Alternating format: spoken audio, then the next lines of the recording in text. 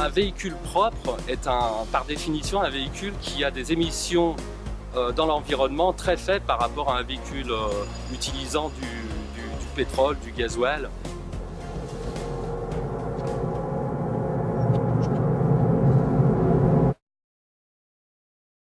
Nous sommes garants de la mise en œuvre des décisions stratégiques de l'entreprise, notamment le taux de véhicules propres au sein de notre flotte, également garant de la performance économique et garant du respect de la réglementation. La mission principale de l'agence, c'est de mettre à disposition des unités un parc adapté à leurs besoins, fiable, disponible et qui contribue à la sécurité des agents. Donc GNV, ça veut dire gaz naturel véhicule. C'est un véhicule comme celui-ci, c'est-à-dire c'est un moteur thermique. Mais la particularité, c'est que le carburant utilisé, c'est du gaz naturel qui est stocké dans des bouteilles à l'arrière de la voiture, dans le châssis. Ça se conduit comme une voiture essence classique, c'est un moteur thermique, il n'y a pas de particularité en termes de conduite. Donc en fait, on travaille avec USR, notamment avec l'agence véhicule, parce que pour faire la promotion de ce type de véhicule à l'externe, on a besoin de montrer que ça marche chez nous. Et l'agence véhicule exploite un parc de 250 voitures au gaz. Alors, en 2014, nous continuons sur cette dynamique d'extension du GNV au sein de notre flotte, puisqu'on augmente le parc de véhicules GNV de 12 qui vont se répartir entre la DCT et la DR Gaz. Nous disposons sur Rhône-Alpes-Bourgogne de 18 stations GNV qui sont accessibles à nos véhicules. En 2012, GDF Suez a ouvert une station ouverte au public qui est située à Couzon-Mont-d'Or dans le Rhône. Et en 2014, il est prévu l'ajout d'une autre station à Villeurbanne.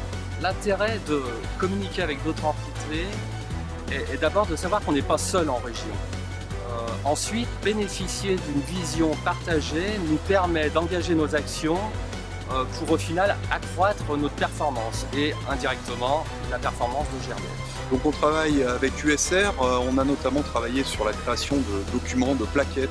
En fait, donc on est rentré en contact avec Daniel Caparros qui avait déjà travaillé sur une fiche pour mettre dans les véhicules GNV. Je l'ai mise en forme avec l'aide notamment de Sophie Gillot. Concrètement, avec Lauriane, on est descendu au sous-sol, on a allumé le contact de la voiture, on a regardé les voyants qui s'allumaient sur le tableau de bord pour savoir un petit peu si elle roulait déjà au GNV, pas au GNV, s'il y avait des choses à appuyer.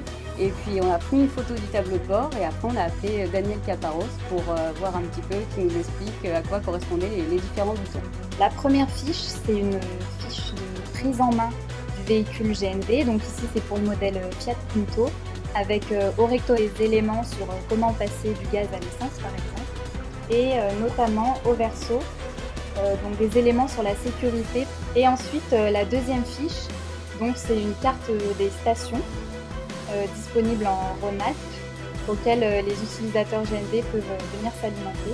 Et on a travaillé aussi avec l'acheminement pour remettre à plat le suivi de nos consommations. Il y avait 3 étapes. D'abord une recherche des points de comptage, c'est-à-dire des références de chaque station de véhicule. Et ensuite, la deuxième, c'était que chaque contrat dépendait d'un fournisseur de gaz naturel et que chaque contrat était relié à une facturation mensuelle. Donc les avantages, c'est essentiellement des avantages environnementaux.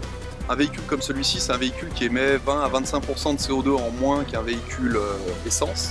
C'est aussi un véhicule qui émet 90% de particules en moins et 80% d'oxyde d'azote en moins. Donc du coup, en termes de pollution atmosphérique, c'est un véhicule très intéressant. Le gaz naturel carburant, c'est un carburant qui est à peu près 50% moins cher que l'essence et 30% moins cher que le diesel. Et si on va plus loin, c'est si on l'utilise avec du biométhane carburant cette fois-ci, c'est-à-dire avec du gaz produit par fermentation des déchets, et bien du coup ça devient un véhicule qui émet quasiment plus de CO2.